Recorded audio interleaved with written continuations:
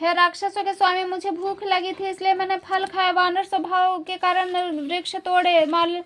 निशाचरों के मालिक देह सबको प्रिय है। कुमार्ग पर चलने वाले दुष्ट राक्षस जब मुझे मारने लगे तब जिन्होंने मुझे मारा उसी को मैंने मारा।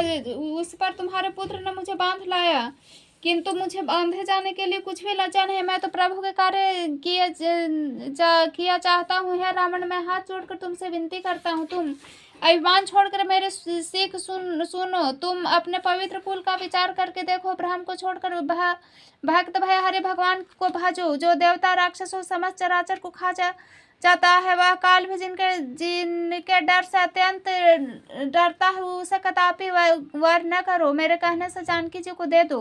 खर के शत्रु श्री रघुनाथ जी के शरणागतों का रक्षक दया के समुद्र है। शरण जाने पर प्रभु तुम्हारा अपराध भुलाकर तुम्हें अपनी शरण में रख लेंगे। तुम श्री राम जी के चरण कमलों को हृदय में धारण करो, लंका का अचल राज्य करो।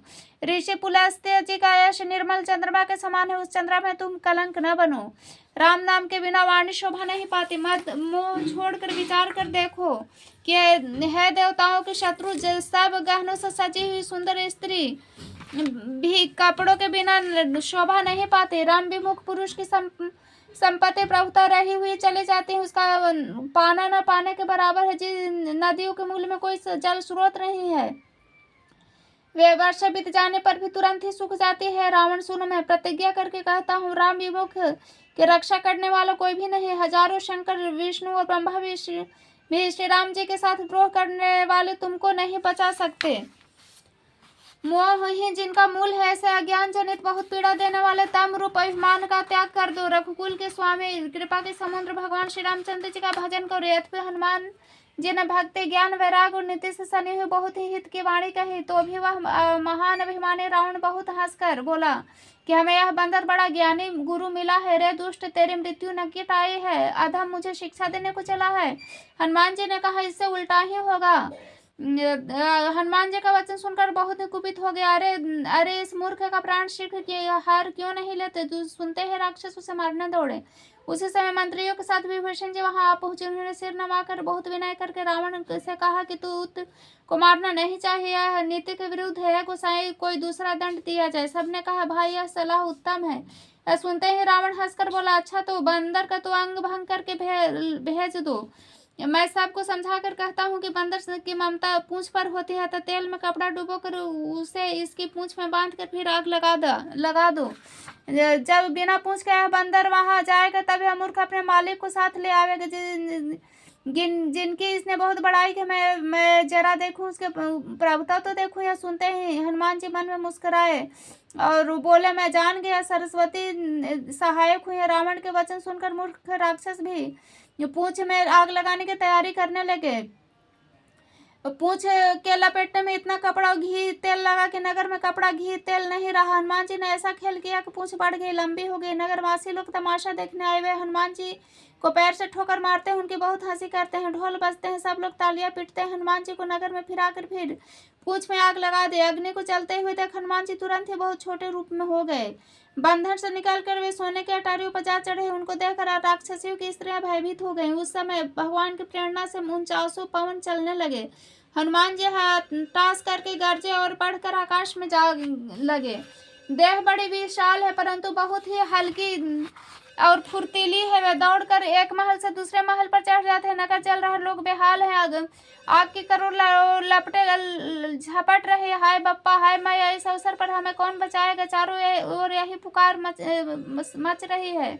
हमने तो पहले ही कहा था, बानर नहीं, बानर का रूप धरे कोई देवता है। साधु के अपमान का यह फल है कि नगर अनाथ की तरह जल रहा है। हनुमान जी ने एक ही क्षण में सारा नगर जला डाला, एक विभीषण का घर नहीं जलाए। शिव जी कहते हैं, पार्वती जिन्होंने अग्नि को बचाया, हनुमान जी उन्हीं के दूत हैं।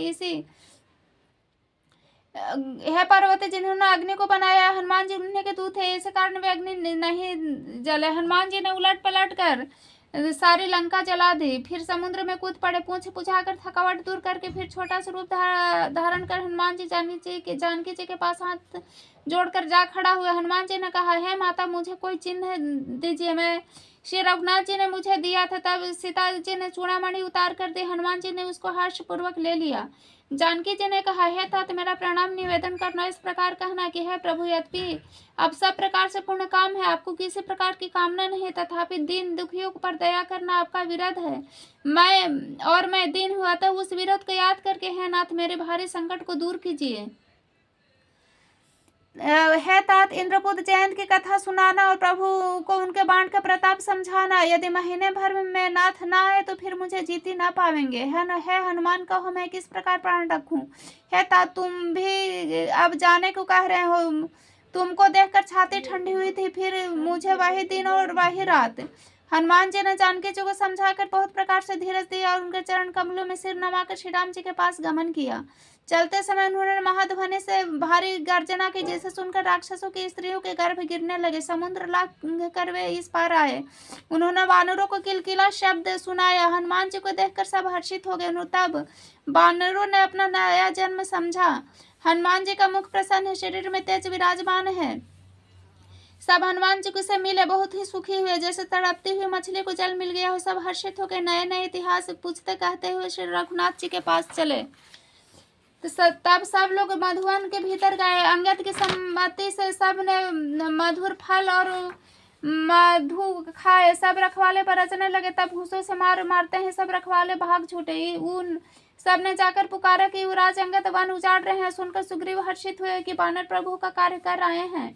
यदि सीता जी की खबर न पाई होती तो क्या वे मधुवन के फल खा सकते थे। इस प्रकार राजा सुग्रीव मन में विचार कर ही रहे थे कि समाज सहित वानर आ गए। सबने आकर सुग्रीव के चरणों में सिर नवाया। कपिराज सुग्रीव भी से बड़े प्रेम के साथ मिले। उन्होंने कुशल पूछी। तब वानरों ने उत्तर दिया, आपके चरण दर्शन से सब कुशल है। श्री राम जी की कृपा से विशेष कार्य हुआ। हे नाथ, हनुमान ने ही सब कार्य किया। सब वानरों के प्राण बचा लिया है। सुनकर सुग्रीव जी हनुमान जी से मिले। सब वानरों समेत श्री रघुनाथ जी के पास चले। श्री राम जी जब वानरों के को कार्य किए हुए आते देखा, तब उनके मन में विशेष हर्ष हुआ। दोनों भाई स्फटिक शिला पर बैठे हैं। सब वानर आकर उनके चरणों पर गिर पड़े।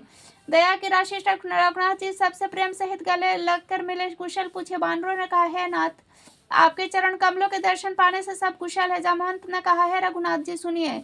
हे नाथ, जिस पर आप दया करते हो उससे सदा कल्याण निरंतर कुशल है। देवता मुनि सभी उस पर प्रसन्न रहते हैं। वही विजय, वही विनयी है, वही गुणों का समुद्र बन जाता है। उसी का सुंदर यश तीनों लोक में प्रकाशित होता है। प्रभु की कृपा से सब कार्य हुआ।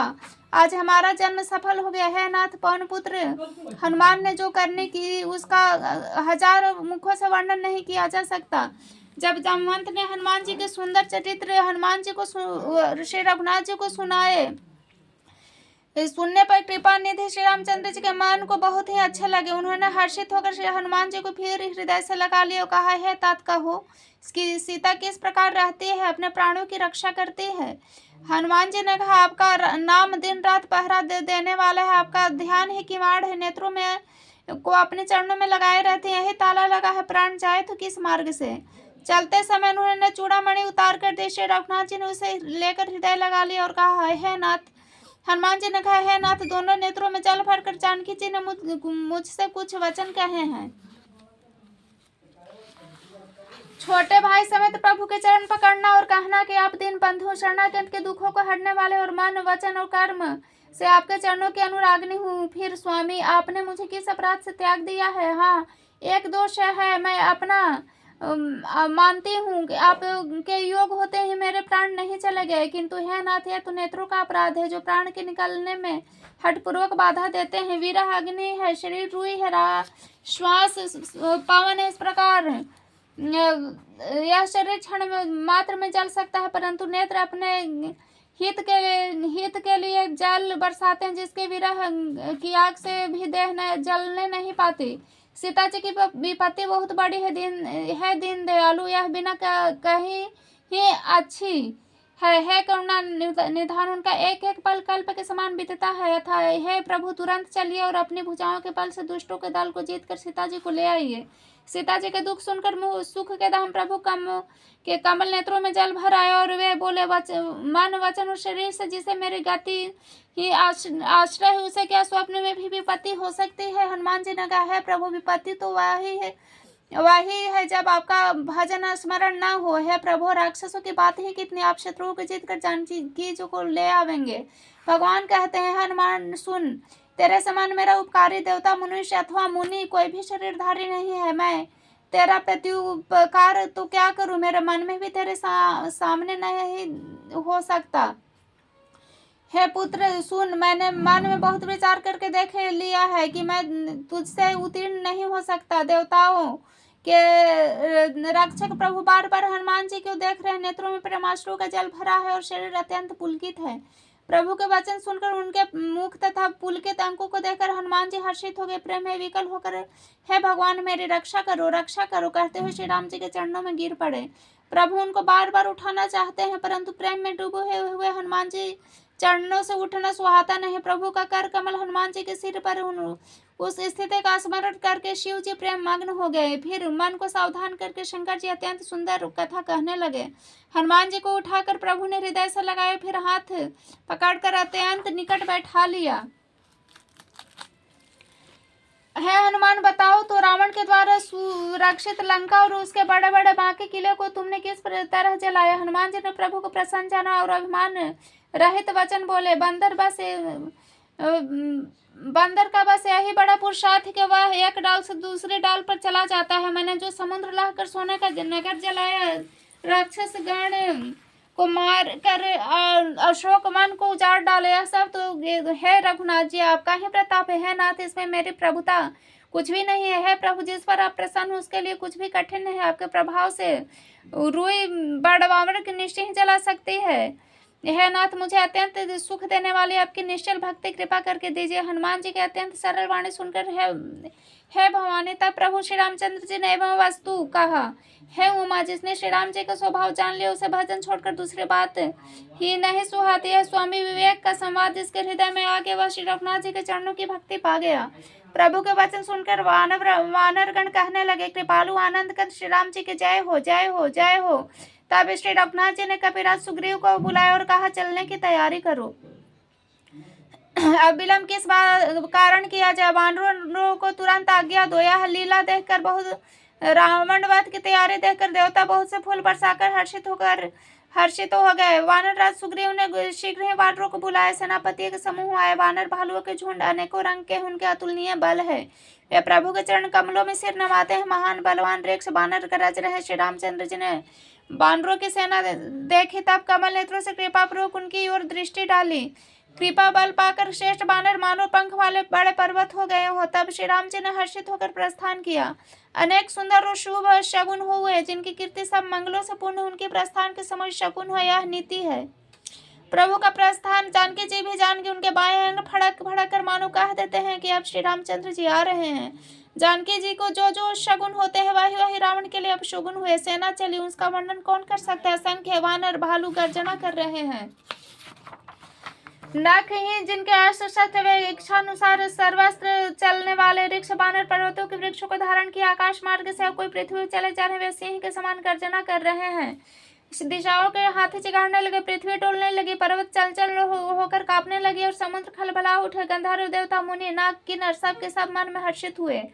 अब हमारे दुख टल गए। अनेकों करोड़ों भयानक बानर योद्धा कटकटा रहे, करोड़ों की दौड़ रहे हैं। प्रबल प्रताप कौशलनाथ श्री रामचंद्र जी की जय हो ऐसा पुकारते हुए उसके गुण समूह को गा रहे हैं। उदार सर्पराज जिस सेना का बोझ नहीं सह सकते वे बार बार मोहित हो जाते हैं, घबरा जाते हैं, पुनः पुनः कच्छप की कठोर पीठ को दांतों से पकड़ते हैं। ऐसा करते से अर्थात बार बार दांतों को गड़ाकर कच्छप की पीठ पर लकीर से खींचते हुए कैसे शोभा पाते हैं, मानो श्री रामचंद्र जी के सुंदर प्रस्थान यात्रा को परम सुहावने जानकर उनकी अचल पवित्र कथा को सर्पराज शेष जी कच्छप की पीठ पर लिख रहे हों। वहां लंका में जब से हनुमान जी लंका को जलाकर आए हैं तब से राक्षस भयभीत रहने लगे हैं। अपने घरों में सब विचार करते हैं कि अब राक्षस कुल की रक्षा का कोई उपाय नहीं है। जिसके दूत का वर्णन नहीं किया जा सकता उसके स्वयं नगर में आ जाने पर भलाई है। दूतियों से नगरवासियों के वचन सुनकर मंदोदरी बहुत ही व्याकुल हो गए। वह एकांत में हाथ जोड़कर पति के चढ़ने लगी। नीति रस में पगी वाणी बोली, है प्रियतम श्री हरि से विरोध छोड़ दीजिए, मेरे कहने से अत्यंत हित कर जानकर हृदय में धारण कीजिए। जिनके दूत की करने का विचार करते हैं राक्षस के स्त्रियों के गर्भ गिर जाते हैं। प्यारे स्वामी, यदि आप भला चाहते हो तो मंत्री को बुलाकर उनके साथ उसकी स्त्री को भेज दीजिए। सीता आपके कुल रूपी कमलों के वन में दुख देने के लिए जाड़े के रात्रि के समान आई है नाथ। सुनिए, सीता को दिए बिना शंभु ब्रह्मा किए बिना शंभु और ब्रह्मा के दिए भी आपका भला नहीं हो सकता। ब्रह्मा श्री राम जी के बाण सर्पों के समूह के समान है, राक्षस के समूह मेढक के समान। जब तक वे इसे ग्रास नहीं लेते तब तक हठपूर्वक छोड़कर उपाय कर लीजिए। मूर्ख और जगत प्रसिद्ध अभिमानी रावण कानों से उसकी वाणी सुनकर खूब हंसा और बोला, स्त्रियों का स्वभाव सचमुच ही बहुत डरपोक होता है, मंगल में भी भय करती हो। तुम्हारा यह हृदय बहुत ही कच्चा है। यदि वानरों की सेना आवेगी तो बेचारे राक्षस उसे खाकर अपना जीवन निर्वाह करेंगे। लोकपाल भी जिसके डर से कांपते हैं उसकी स्त्री डरती है। बड़ी हंसी की बात है। रावण ने ऐसा कहकर हंसकर उसे हृदय लगा लिया। ममता बढ़ाकर वह सभा में चला गया। मंदोदरी हृदय में चिंता करने लगी, पति पर विधाता प्रतिकूल हो गए हैं। जो ही वह सभा में आकर बैठा उसने खबर पाई कि शत्रु की सेना समुद्र के उस पार आ गई है। मंत्रियों से पूछा कि उचित सलाह दीजिए, क्या किया जाए। तब ये सब हंसे और बोले, चुप किए रहिए, आपने देवताओं और राक्षसों को जीत लिया, तब तो कुछ श्रम ही नहीं हुआ, फिर मनुष्य और बानर किस गिनती में है। मंत्री वैद्य गुरु के तीन यदि अप्रसन्नता के भय या लाभ की आशा से हित की बात न कहकर प्रिय बोले तो ठाकुर सुहाई करने लगते हैं, तो क्रमशः राज शरीर और धर्म इन तीनों का शीघ्र ही नाश हो जाता है। रावण के लिए भी वही सहायता संयोग आबनी। मंत्री ने उसे सुना कर मुंह पर स्तुति करते हैं। इस प्रकार इसी समय अवसर जानकर विभीषण जी ने बड़े भाई के चरणों में सिर नवाया। फिर वे सिर नवाकर अपने आसन पर बैठ गए। आज्ञा पाकर वचन बोले, कृपालु, जब आपने मुझसे बात पूछी ही है तो यह तात मैं अपनी बुद्धि के अनुसार आपके हित के बात कहता हूँ। जो मनुष्य अपना कल्याण, सुंदर यश, सुबुद्धि, शुभ गति और नाना प्रकार के सुख चाहता हो, वह है स्वामी पर स्त्री के ललाट को चौथे के चंद्रमा के तरह त्याग दे। 14 भुवनों का एक ही स्वामी है जो जीवों से वैर करके ठहर नहीं सकता। जो मनुष्य गुणों का समुद्र चतुर हो, उसे चाहे थोड़ा भी लाभ क्यों न हो तो भी वह भला नहीं हो सकता है नाथ। काम, क्रोध, मद, लोभ है सब नरक के रास्ते, इसको सबको छोड़कर श्री रामचंद्र जी को भजिए। हे तातराम, मनुष्य के राजा ने समस्त लोगों के स्वामी, काल के भी काल से वे भगवान है। वे निरामय, अजन्मा, व्यापक, अजय, अनादि, अनंत ब्रह्म है। उन कृपा के समुद्र भगवान ने पृथ्वी, ब्राह्मण, गौ और देवता के हित करने के लिए मनुष्य शरीर धारण किए हैं। भाई सुनिए, वे सेवकों को आनंद देने वाले, दुष्ट के समूह का नाश करने वाले, वे तथा धर्म की रक्षा करने वाले हैं। वैर त्याग कर उन्हें मस्तक नवाइए। वे श्री रघुनाथ जी शरणागत का दुख दूर करने वाले हैं। है नाथ, उन प्रभु को जानकी जी दे दीजिए। बिना ही कारण से करने वाले श्री रामचंद्र जी को भजिए। जिसे संपूर्ण जगत से द्रोह करने का पाप लगा है, शरण जाने पर प्रभु उसके त्याग नहीं करते। जिसका नाम तीनों तापों का नाश करने वाले है, प्रभु मनुष्य रूप में प्रकट हुए हैं। रावण हृदय में यह समझ लीजिए है, 10 चीज में बार बार आपके चरणों में लगता हूँ, विनती करता हूँ। मान, मोह और मद को त्याग कर आप कौशलपति श्री रामचंद्र जी का भजन कीजिए। मुनि पुलस्त जी ने अपने शिष्य के हाथ यह बात कहला भेजी है तात, सुंदर अवसर पाकर मैंने तुरंत ही वह बात आपसे कह दी। माल्यवान नामक एक बहुत ही बुद्धिमान मंत्री था। उसने उस विभीषण के वचन को बहुत से सुख मान और कहा है तात, आपके छोटे भाई नीति विभूषण जो कुछ कह रहे हैं उसके हृदय में धारण कर लीजिए। रावण ने कहा, अरे दोनों मूर्ख, शत्रु की महिमा बखान रहे हो, यहाँ कोई और इन्हें दूर करो। तब माल्यवान तो घर लौट गया और विभीषण हाथ जोड़कर फिर कहने लगे, है नाथ, पुराण और वेद ऐसा कहते हैं कि सुबुद्धि और कुबुद्धि सबके हृदय में रहते हैं। जहाँ सुबुद्धि हो वहाँ नाना प्रकार की संपदाएं रहती है, और जहाँ कुबुद्धि है वहाँ परिणाम में विपत्ति ही रहती है। आपके हृदय में उल्टी बुद्धि आपस, इससे आप हित को अहित और शत्रु को मित्र मान रहे हैं। राक्षस कुल के लिए काल रात्रि उस सीता पर आपकी बड़ी प्रीति है तात, मैं चरण प्रकट के आपसे भीख मांगता हूँ कि आप मेरा दुलार रखिए। श्री रामचंद्र जी को सीता जी दे दीजिए, जिसमें आपका अहित न हो। विभीषण ने पंडितों, पुराणों, वेदों द्वारा सम्मत वाणी से नीति बखान कर कहे, पर उसे सुनते ही रावण क्रोधित हो उठा और बोला, रे दुष्ट, अब मृत्यु तेरे निकट आ गई है। अरे मूर्ख, तू जीता तो है, सदा मेरा जिलाया हुआ, पर रे है मूर्ख पक्ष, तुझे शत्रु का ही अच्छा लगता है। अरे दुष्ट, बता न जगत में ऐसा कौन है जिसे मैंने अपनी भुजाओं के बल न जीता हो। मेरे नगर में रहकर प्रेम करता है तपस्वियों पर, मूर्ख उन्हीं से जा मिल, उनको नीति बता। ऐसा कहकर रावण उन्हें लात मारे, परंतु छोटे भाई विभीषण मारने पर भी बार बार उनके चरण ही पकड़े। शिव जी कहते हैं, हे उमा, संत की यह बड़ी महिमा है कि वे बुराई करने पर भी भलाई ही करते हैं। विभीषण जी ने कहा, आप मेरे पिता के समान है, मुझे मारा तो अच्छा ही किया, परंतु है नाथ, आपका भला श्री रामचंद्र जी को भजने में ही है। इतना कहकर विभीषण अपने मंत्री को साथ लेकर आकाश मार्ग में गए और सबको सुनाया। ऐसा कहने लगे, श्री राम जी सत्य संकल्प एवं सर्वसमर्थ प्रभु है। आप हे रावण, तुम्हारे सभा काल के पश्चात मैं अब श्री रघुवीर की शरण चाहता हूँ, मुझे दोष न देना। ऐसा कहकर विभीषण जी ज्यों ही चले त्यों ही सब राक्षस आयुहीन हो गए, उनकी मृत्यु निश्चित हो गई। शिव जी कहते हैं, भवानी साधु का अपमान तुरंत ही संपूर्ण कल्याण की नाश कर देता है। रावण ने जिस क्षण विभीषण को त्याग, उसे क्षण भागा। ऐश्वर्य से हीन होकर विभीषण हर्षित होकर मैनों को मनोरथ करते हुए श्री रघुनाथ जी के पास चले। मैं जाकर श्री भगवान के कोमल लाल वर्ण के सुंदर चरण कमलों को दर्शन करूंगा, जो सैकों को सुख देने और जिन चरणों का स्पर्श पाकर ऋषि पत्नी अहल्या तर गए, जो दंडक मन में पवित्र करने वाले हैं, जिन चरणों को जानकी जिन हृदय में धारण कर रखा है, जो कपट वृक्ष के साथ पृथ्वी पर दौड़े थे, जो चरण कमल साक्षात शिव जी के हृदय रूपी सरोवर में विराजते हैं। मेरा वह भाग्य है कि उन्हीं को आज मैं देखूंगा, जिन चरणों के पादुकाओं में भरत जी ने मन लगा रखा है। आज मैं उन्हीं चरणों को अभी जाकर नेत्रों से देखूंगा। इस प्रकार प्रेम सहित विचार करते हुए श्री समुद्र के इस पार आ गए। वानरों ने विभीषण को आते देखा तो उन्होंने जाना कि शत्रु का कोई खास दूत है। उन्हें ठहरा कर वे सुग्रीव के पास गए, उनको सब समाचार कह सुनाए। श्री सुग्रीव जी ने कहा, है रघुनाथ जी सुनिए, रावण का भाई आपसे मिलने आया है। प्रभु श्री राम जी ने कहा, है मित्र, तुम क्या समझते हो? वानर राज सुग्रीव ने कहा, है महाराज सुनिए, राक्षसों की माया जानी नहीं जाती है। इच्छानुसार रूप बदलने वाला न जाने किस कारण आया है। जान पड़ता है मूर्ख हमारा भेद लेने आया, इसलिए मुझे तो यही अच्छा लगता है कि इसे बांध कर रखा जाए। है मित्र, श्री राम जी ने कहा, है मित्र, तुमने नीति तो अच्छी विचारी, परंतु मेरा प्राण है जो शरणागत के भय को हर लेना। प्रभु के वचन सुनकर हनुमान जी हर्षित हुए और मन ही मन कहने लगे, भगवान कैसे शरणागत वत्सल है। वे जो भगवान अपने हित का अनुमान करके शरण में आए हुए त्याग कर देते हैं, वे पामर शूद्र पापमय, उन्हें देखने में भी हानि है। जिसे करोड़ों ब्राह्मणों की हत्या लगी है, जो हो शरण आने पर मैं उसे भी नहीं त्यागता। जीव त्यों ही मेरे सम्मुख आता है त्यों ही उसके करोड़ों जन्मों के पाप नष्ट हो जाते हैं। पापी के असहज स्वभाव है कि मेरा भजन उसे कभी नहीं सुहाता। यदि वह निश्चय ही दुष्ट हृदय वाला होता तो क्या वह मेरे सम्मुख आ सकता था? जो मनुष्य निर्मल मन का होता है मुझे भाते, मुझे कपट छल और छिद्र नहीं सुहाते।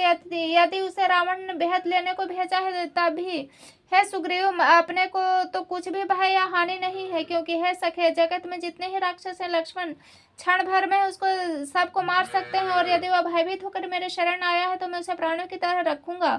कृपा के धाम श्री राम जी ने हंसकर कहा, दोनों परिस्थितियों में उसे ले आओ। तब अंगद और हनुमान जी सहित सुग्रीव जी कृपालु श्री राम जी की जय हो कहते हुए चले।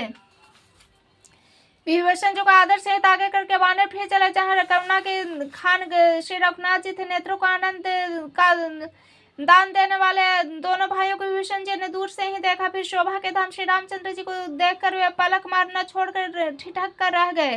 भगवान की विशाल भुजाएं है, लाल कमल के समान नेत्र है और शरणागत के भय का नाश करने वाला सांवला शरीर है। सिंह से कंधे है, विशाल वक्षस्थल अत्यंत शोभा दे रहा है। असंख्य कामदेव के मन को मोहित करने वाला मुख है। भगवान के स्वरूप को देखकर विभीषण जी के नेत्रों में जल भरा है और शरीर अत्यंत पुलकित हो गया। फिर मन में धीरज धर कर उन्होंने कोमल वचन कहे, हे नाथ, मैं दशमुख का रावण भाई हूँ। हे देवताओं के रक्षक, मेरा जन्म राक्षस कुल में हुआ। मेरा तामसिक शरीर है, स्वभाव से ही मुझे पाप प्रिय है। जैसे उल्लू का अंधकार पर सहज ही प्रेम होता है, मैं कानों से आपका सुहे सुनकर आया हूँ। प्रभु, भाव के भय का नाश करने वाले हैं, दुखियों के दुख दूर करने वाले, शरणागत को सुख देने वाले श्री रघुवीर, मेरी रक्षा कीजिए, रक्षा कीजिए। प्रभु ने उन्हें ऐसा कहकर दंडवत करते देखा तो वे अत्यंत हर्षित होकर तुरंत उठे।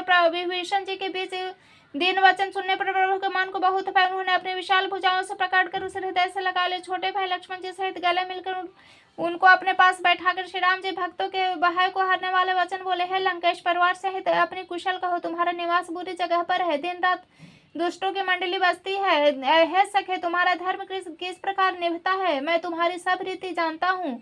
तुम अत्यंत नीति निपुण हो, तुम्हें अनीति नहीं सुहाती है। तात नरक में रहना वरम अच्छा है, परंतु विधाता दुष्ट का संग कभी न दे। विभीषण जी ने कहा, है रघुनाथ जी, अब आपके चरणों का दर्शन करके कुशल हूँ, तो आपने अपना सेवक जानकर मुझे पर दया की है। तब तक जीव की कुशल नहीं दे है, तब न स्वप्न में भी उनके मन को शांति है, जब तक शोक के घर काम को छोड़कर श्री राम जी को नहीं भजता। लोभ मोह मत्सर मद मान आदि अनेकों दुष्ट तभी हृदय में बसते हैं, जब तक कि धनुष बाण कमर में तर्कस धारण किए हुए श्री रघुनाथ जी हृदय में नहीं बसते। ममता पूर्ण अंधेरी रात है, जो राग द्वेष रूपी उल्कों को सुख देने वाली वह ममता रूपी रात्रि तभी तक जीव के मन में बसती है, जब तक प्रभु का प्रताप रूपी सूर्य नहीं उदय होता है। श्री राम जी, आपके चरण बिंद के दर्शन करके अब मैं कुशल से, मेरे भारी भय मिट गए हैं। है कृपालु, आप जिस पर अनुकूल होते उन्हें तीनों प्रकार के भाव शूल नहीं व्यापते। मैं अत्यंत नीच स्वभाव का राक्षस हूँ, मैंने कभी शुभ आचरण नहीं किया, जिसका रूप मुनियों के भी ध्यान में नहीं आता। उन स्वयं हर्षितों को मुझे हृदय से लगाई है कृपा और सुख के पुंज श्री राम जी, मेरा अत्यंत असीम सौभाग्य है जो मैं ब्रह्मा और शिव जी के द्वारा सेवित युगल चरण कमलों को अपने नेत्रों से देखा। श्री राम जी ने कहा, है सखा सुनो, मैं तुम्हें अपना स्वभाव कहता हूँ, जिसे काकभूषुंडी जी, शिव जी और पार्वती जी भी जानती है। कोई मनुष्य जड़ चेतन जगत का द्रोही हो, यदि वह भयभीत होकर मेरे शरण में तक कर आ जाए, मद मोह तथा नाना प्रकार के छल कपट त्याग दे, तो मैं उसे बहुत ही शीघ्र साधु के समान कर देता हूँ। माता पिता भाई पुत्र स्त्री शरीर धन घर मित्र और परिवार, इन सब के महत्व रूपी तागों को बटोर कर और उन सब की एक डोरी बांट कर उसके द्वारा जो अपने मन को मेरे चरणों में बांध देता है, जो समदर्शी जिसे कुछ इच्छा नहीं है और जिसके मन में शोक हर्ष भय नहीं है, ऐसे सज्जन मेरे हृदय में कैसे बसता है, जैसे लोभी के हृदय में धन बसा रहता हो। तुम सरीखे संत ही प्रिय हैं और किसी के निहोरे से देह धारण नहीं करता। जो सगुन भगवान के उपासक दूसरे के हित में लगे रहते, नीति नियमों में दृढ़ है, जिनके ब्राह्मणों के चरणों में प्रेम है, मनुष्य मेरे प्राणों के समान है। हे लंकापति, सुनो, तुम्हारे अंदर उपरयुक्त सब गुण है, से तुम मुझे अत्यंत ही प्रिय हो। श्री राम जी का वचन सुनकर सब वानरों के समूह कहने लगे, कृपा के समुद्र श्री राम जी की जय हो। प्रभु की वाणी सुनकर उनके कानों के लिए अमृत जानकर विभूषण कहते नहीं, वे बार बार श्री राम जी के चरण कमलों को पकड़ते हैं, अपार प्रेम हृदय में समाता नहीं है। हे देव चराचर, हे चराचर के जगत के स्वामी, हे शरणागत के रक्षक, हे सब के हृदय के भीतर रहने वाले, सुनिए, मेरे हृदय में पहले कुछ वासना थी, वह प्रभु के चरणों की प्रीति रूपी नदी में बह गई।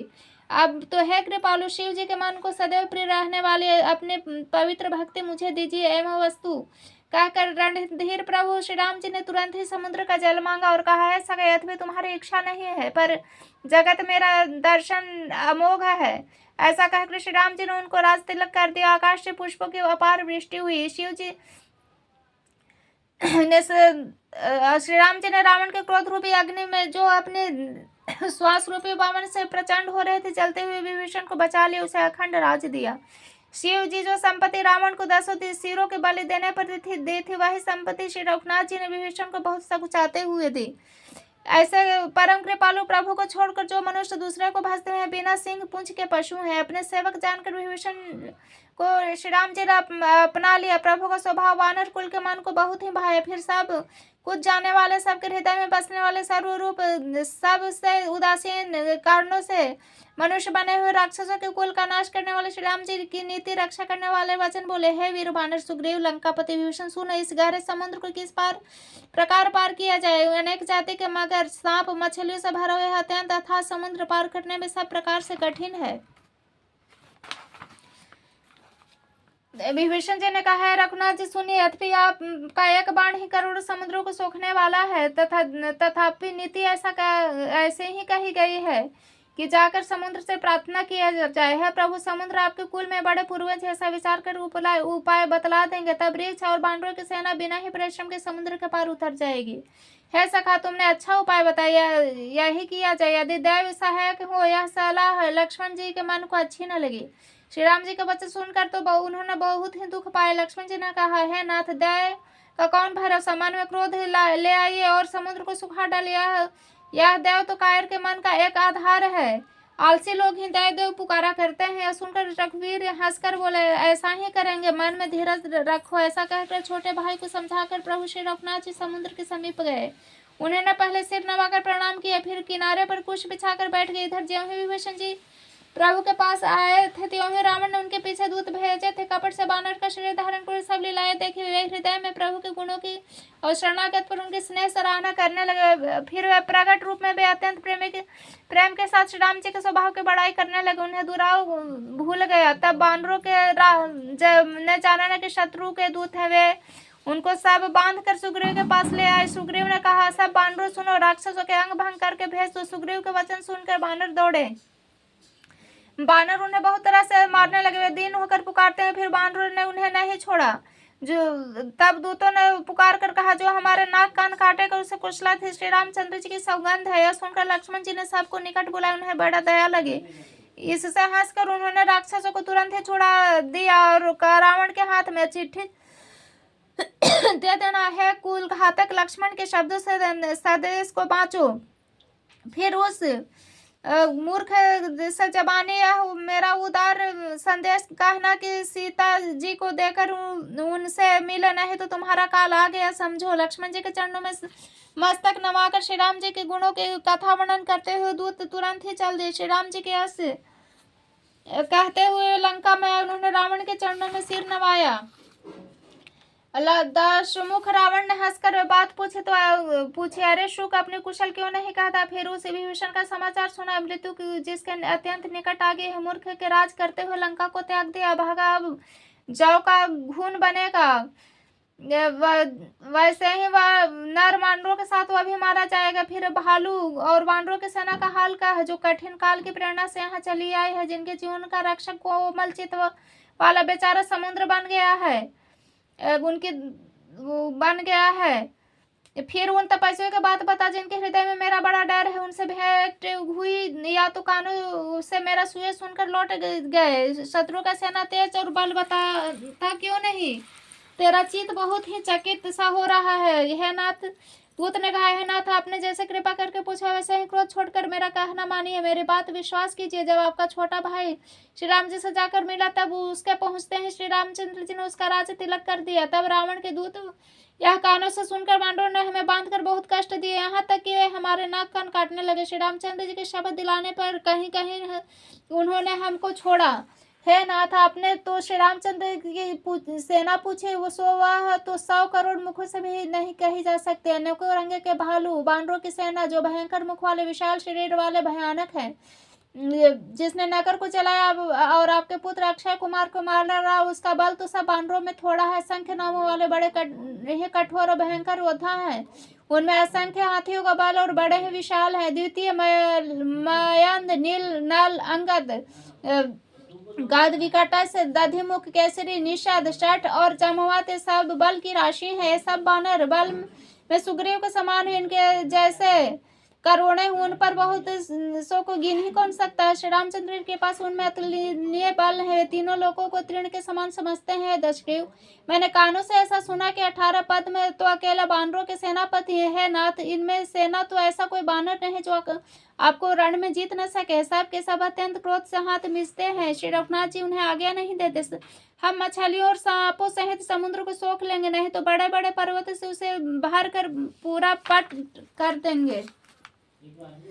रावण को मसल कर धूल में मिलाने के ये सब बानर ऐसे वचन कहे, सब सहज और निर्दय इस प्रकार कर डपटते हैं मानो लंका को निगल ही जाना चाहते हो। सब बानर भालू सहज शुरू है। फिर उनके सिर पर प्रभु श्री राम जी है। सा रावण वे संग्राम में करोड़ों कालों को जीत सकते हैं। श्री रामचंद्र जी के तेज बल और बुद्धि के अधिकता तो लाखों शेष भी नहीं गा सकते। ऐसा बाण भी सैकड़ों समुद्रों को सोख सकते हैं। परंतु नीति निपुण श्री रामचंद्र जी आपके भाई से उपाय पूछा, उनके वचन सुनकर समुद्र से राह मांग रहे, उनके मन में कृपा भरी है।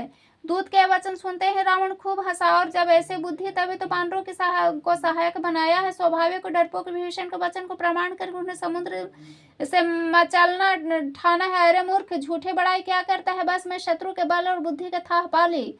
जिसके विभीषण जैसे डरपोक मंत्री है, उसमें जगत विजय विभूति और कहाँ। दुष्ट रावण के वचन सुनकर दूत को क्रोध बढ़ गया। उसने मौका समझकर पत्रिका निकाली और कहा, श्री राम जी के छोटे भाई लक्ष्मण जी ने पत्रिका दी है नाथ, इसे बचवा कर छाती ठंडी कीजिए। रावण ने हंसकर उसे बाएं हाथ से लिया और मंत्री को बुलवाकर वह मूर्ख उसे बांचने लगा। पत्रिका में लिखा था, अरे मूर्ख, केवल बातों से ही मन को रिझाकर अपने कुल को नष्ट भ्रष्ट न कर। श्री राम से विरोध करके तू विष्णु ब्रह्मा महेश की शरण जाने पर भी नहीं बचेगा। या तो अभिमान छोड़कर अपने छोटे भाई विभीषण की भांति प्रभु के चरण कमलों का भ्रमर बन जा, अथवा रे दुष्ट श्री राम जी के बाण रूपी अग्नि में परिवार सहित पतंगा हो जा। पत्रिका सुनते ही रावण का मन में भयभीत हो गया, परंतु मुख से मुस्कुराता हुआ वह सबको सुनाकर कहने लगा, जैसे कोई पृथ्वी पर पड़ा हुआ हाथ से आकाश को पकड़ने की चेष्टा करता हो, वैसे ही छोटा लक्ष्मण ग्वाल निवास करता है, डिंगी हाँकता है। शुकदूत ने कहा, हे नाथ, अभिमान स्वभाव को छोड़कर इस बातों को सत्य समझिए, क्रोध छोड़कर मेरा वचन सुनिए। है नाथ, श्री रामचंद्र जी से वैर त्याग दीजिए। यद्यपि श्री रघुवीर समस्त लोगों के स्वामी है, पर उनका स्वभाव अत्यंत कोमल है। मिलते ही प्रभु आप पर कृपा करेंगे, आपका एक भी अपराध वे हृदय में न रखेंगे। जानकी जी श्री रघुनाथ जी को दे दीजिए। हे प्रभु, इतना कहना मेरा कीजिए। जब उस दूत ने जानकी जी को देने के लिए कहा, तब दुष्ट रावण ने उसे लात मारे। वह भी विभीषण के भांति चरणों में सिर नवाकर वहां चला, जहां कृपा सागर श्री रघुनाथ जी से प्रणाम करते ही उसने अपने कथा सुने। श्री राम जी की कृपा से अपने गति मुनि का स्वरूप पाए। शिव जी कहते हैं, भवानी वह ज्ञानी मुनि था, अगस्त ऋषि के शाप से राक्षस हो गया था। बार बार श्री राम जी के चरणों की वंदना करके वह मुनि अपने आश्रम को चला गया। इधर 3 दिन बीत गए, किंतु जड़ समुद्र विनय नहीं मानता। तब श्री राम जी ने क्रोध सहित बोले, बिना भय की प्रीति नहीं होती है। लक्ष्मण, धनुष बाण लाओ, मैं अग्नि बाण से समुद्र को सोख डालूंगा। मूर्ख से विनय, कुटिल से सात प्रीति, स्वाभाविक ही कंजूस से सुंदर नीति, ममता में फंसे हुए मनुष्य ज्ञान की कथा, अत्यंत लोभी से वैराग्य का वर्णन, क्रोधी से शम की बात और कामी से भगवान की कथा। इसका वैसा ही फल होता है जैसे ऊसर में बीज बोने से, अथवा ऊसर में बीज बोने की भांति सब व्यर्थ हो जाता है। ऐसा कहकर श्री रघुनाथ जी ने धनुष चढ़ाया। यह मत लक्ष्मण जी के मन को बहुत ही अच्छा लगा। प्रभु ने भयानक बाण संधान किया, जिसके समुद्र के अंदर से अत्यंत अग्नि की ज्वाला उठी। मगर सांप तथा मछलियों के समूह व्याकुल हो गए। जब समुद्र ने जीवों को जलते हुए जाना, तब सोने के थाल में अनेक मणियों को भरकर अभिमान छोड़कर वह ब्राह्मण के रूप में आया। काकभूषुंडी जी कहते हैं, गरुड़ जी सुनिए, जो चाहे कोई करोड़ उपार करके सींचे पर केला को काटने, केला तो काटने पर ही फलता है। नीच विनय से नहीं मानता है, यह डांटने पर ही झुकता है, रास्ते पर आता है। समुद्र ने भयभीत होकर प्रभु के चरण पकड़ लिया और कहा, हे नाथ, मेरे सब अवगुण क्षमा कीजिए। हे नाथ, आकाश वायु अग्नि जल पृथ्वी सब इन सब की करने स्वभाव से ही जड़ है। आपकी प्रेरणा से माया ने सृष्टि के लिए उत्पन्न किया। सब ग्रंथों ने यही गाया है, जिसके लिए स्वामी की जैसी आज्ञा है वही उस प्रकार से रहने में सुख पाता है। प्रभु ने अच्छा किया जो मुझे दंड दी, किंतु मर्यादा भी आपकी ही बनाई हुई है। ढोल गंवार शूद्र पशु स्त्री ये सब शिक्षा के अधिकारी हैं। प्रभु के प्रताप से मैं सूख जाऊंगा और सेना पार उतर जाएगी। इसमें मेरी बड़ाई नहीं है और न मेरी मर्यादा ही रहेगी, तथापि प्रभु की आज्ञा का अपील है, अर्थात आपकी आज्ञा का उल्लंघन नहीं हो सकता। ऐसा वेद गाते हैं। अब आपको जो अच्छा लगे मैं वही करूं। समुद्र के अत्यंत विनय वचन सुनकर कृपालु श्री राम जी ने मुस्कुरा कर कहा, है तात, जिस प्रकार वानर सेना पार उतर जाए वह ऊपर बताओ। समुद्र ने कहा, नाथ, नील और नल 2 वानर भाई, उन्होंने लड़कपन में श्री ऋषि ने आशीर्वाद पाए। उनका स्पर्श लेने से ही भारी भारी पहाड़ भी आपके प्रताप से समुद्र पर तैर जाएंगे। मैं भी प्रभु के प्रताप से को हृदय धारण करके अपने बल के अनुसार सहायता करूंगा। है नाथ, इस प्रकार समुद्र को बंधवाए जिससे तीनों लोकों में आपका सुंदर यश गाया जाए। इस बाण से मेरे तट पर रहने वाले, उत्तर तट पर रहने वाले पाप के राशि दुष्ट मनुष्यों का वध कीजिए। कृपालु और रणधीर श्री राम जी ने समुद्र के मन की पीड़ा सुनकर उन्हें तुरंत ही हर लिया। श्री रामचंद्र जी के भारी बाल और पौरुष देखकर समुद्र हर्षित होकर सुखी हो गया। उसने उस दुष्टों का सारा चरित्र प्रभु को कहा सुनाए, फिर चरणों की वंदना करके समुद्र चला गया। समुद्र अपने घर चला गया। श्री रघुनाथ जी को यह मत अच्छा लगा। यह चरित्र कलयुग के पापों को हरने वाला है। इसे तुलसीदास जी अपने बुद्धि के अनुसार गाया है। श्री रघुनाथ जी के इस गुण समूह का सुख के धाम, संदेह का नाश करने वाले, विषाद का दमन करने वाले, अरे मूर्ख मन, तू संसार का सब आशा भरोसा त्याग कर निरंतर इसे गा और सुन। श्री रघुनाथ जी का गुणगान संपूर्ण सुंदर मंगलों का देने वाला है। जो इसे आदर सहित सुनेंगे वे बिना किसी जहाज के ही भवसागर को तर जाएंगे।